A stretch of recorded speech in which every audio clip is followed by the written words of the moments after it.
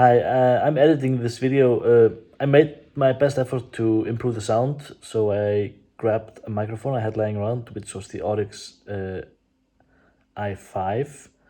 It does not have a pop filter, so it sounded very poppy and annoying, so I ended up using the camera mic, except for the example when I was actually needed to listen to the mic, so better luck next time, I guess.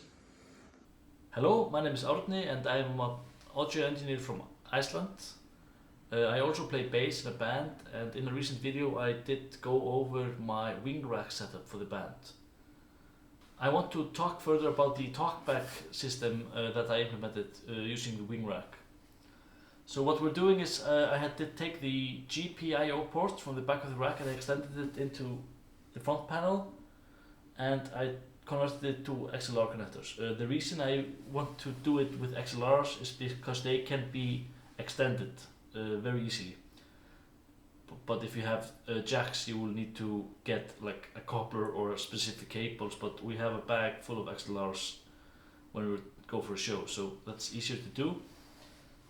I did also build this. I brought 3 of those footswitches, and I did take this one and I put in and out on it. To do the specific setup I have, I would need a normal open switch to be able to put multiple footswitches, but if I had a normal closed one, I could do the same setup with just one footswitch. This footswitch is the cheapest one I could get. It's like 5 or 6 euros on Toman, and I bought 3 of those just to try it out. It's a pretty basic. You can use a piano sustain pedal, whatever. This one has spring in it. It's definitely better for the use case we're having, but you could use whatever footswitch you want to do all sorts of things with the wing rack.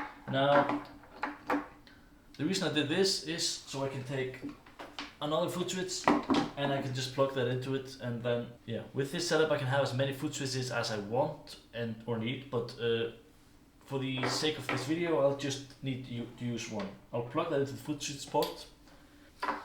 The wing rack has 2 TRS jacks with GPIO ports. The first port is GPIO 1 and 2, and the second port is GPIO 3 and 4.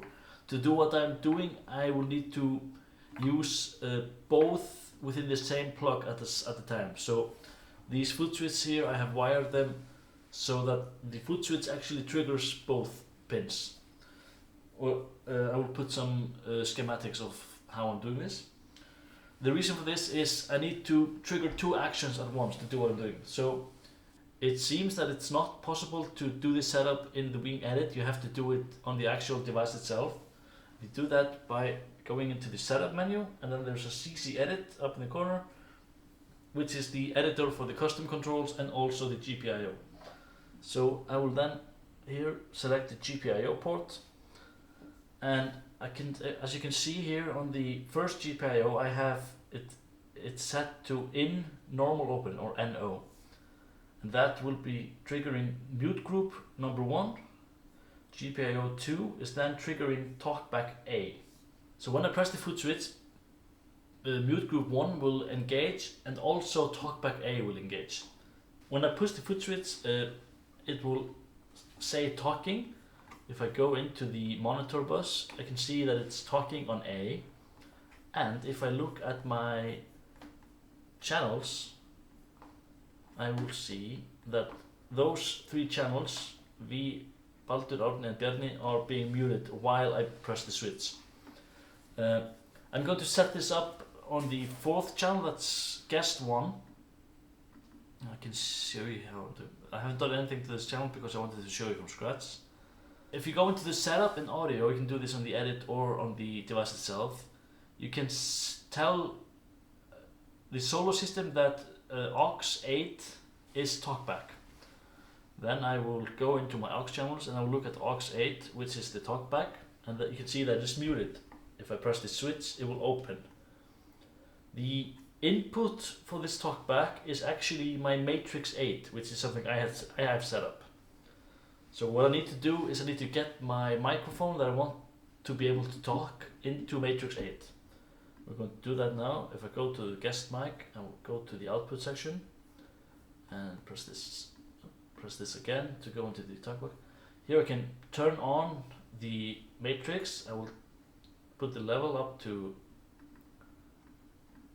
0 dB, and I will have to go into the tab, the send options, and I will have to ignore the channel mute. That will mean that when I mute the channel, it will still be going into that bus, into the matrix or bus, or however I have it ordered, but this is very crucial for the use case I have. So then this seems to be working fine, and if I go into my aux here, I can see that when I talk into the microphone, that we are actually getting some level onto the talkback channel, which is being fed by matrix 8. What I also need to do with my microphone, I need to put that into a mute group. So I need to put that into a mute group 1, because what I want to happen when I press the foot switch, I want this microphone to stop being in the mains or in all of the other in-ears. So now the setup is basically complete. So now what happens when I press the button is that the channel will mute, but you can see there's still level going into the auxiliary input, which is being fed by the matrix. Also, when I press the button, it will say here talking, which means that the talk bus is activated. So if I go into the monitoring, I can see when I press the button that talk will be activated. That also unmutes the auxiliary 8 channel, which is the talkback mic.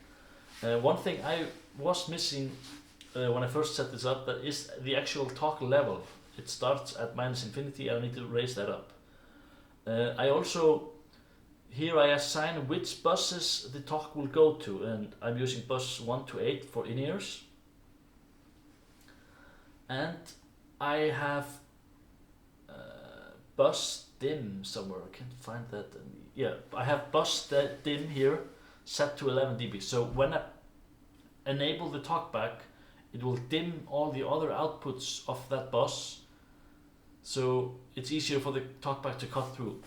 What I have also done for this setup, I have put some EQ on the auxiliary just to make the talkback mic sound a bit different. It's a bit like telephony. I have taken all the low and the super highs and just did a bit of a high boost, so I can hear the difference if the mic is being fed through the talkback system or if it's being fed directly. Now I'm going to switch the audio so that we're actually listening to the bus output instead of the direct mic like we have until now. So that means when I turn down the channel, you should stop hearing me.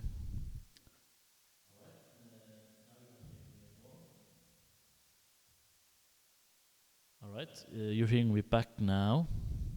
So what I'm now going to do is I'm going to press the foot switch so you can hear the talkback happening. So this would be me over the talkbacks. So it's the same mic, but it's going through a different route inside the desk and coming out through the talkback bus. And now I'm back into normal. I'm not listening to this myself, so I hope there's a difference. Now I'm going to press play. I have a recording of the gig I was playing the other day on the SD card, so I'm going to press play, and then I'm going to try talking over that. So I'm going to put my headphones on just so I can hear what I'm doing. Yo, check 1, 2. All right.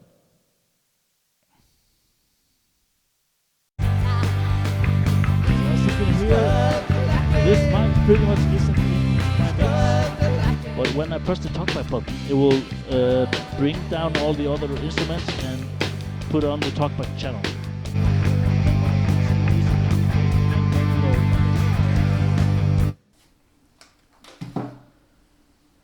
I think that is pretty much all there is to the specific setup I have here. If there are any questions, just leave a comment. I'll try to answer as best as I can. I've only used this for one show so far, but that was very good. Me and the drummer, we both had foot switch, and we were able to communicate with the rest of the band. One thing to note about this specific setup is that all of the talkback foot switches will enable all of the mics that are assigned. So if I press my foot switch, all the mics, like that, me, the guitarist and drummer, all of the mics will become open at that point. This isn't really an issue for us because, yeah, we're not talking that much, but this is something to take note of. If you wanted to, you could do a double setup with to use both of the ports of the GPIO and use two mute groups and all that. We just don't need it. This suits us perfectly, and I'm very happy so far with how this works out.